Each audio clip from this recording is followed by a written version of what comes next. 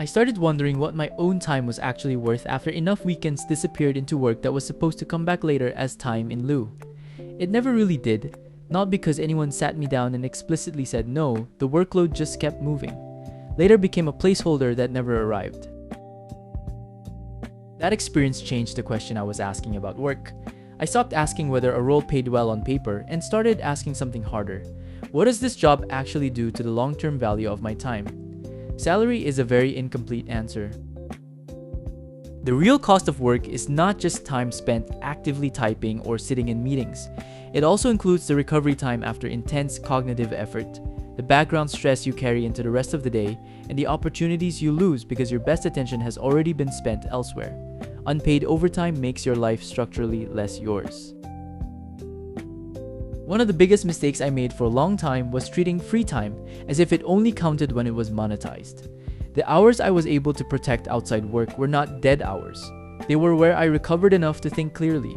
Time outside work produces resilience, health, relationships, and the ability to keep going without hollowing yourself out. Burnout is easier to recognize because it is louder. Bore-out is quieter. It looks like low-grade disengagement and the strange fatigue that comes from work that does not demand enough of you to be meaningful.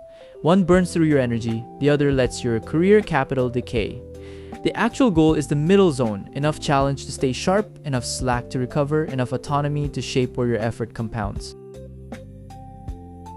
The rise of agentic AI changes what should count as high-value human effort. The leverage moves toward framing the right problems, deciding where judgment is still required, and learning how to work effectively with increasingly capable tools. Protected time matters even more than it used to. In the agentic era, spare time can be the raw material for ambition. The job that consumes the most of you is not automatically the job that values you most. Sometimes the most expensive work is the work that looks fully compensated until you account for what it does to your evenings, your weekends, your attention, and your ability to keep learning. I do not want to spend my best years proving that I can absorb more exhaustion.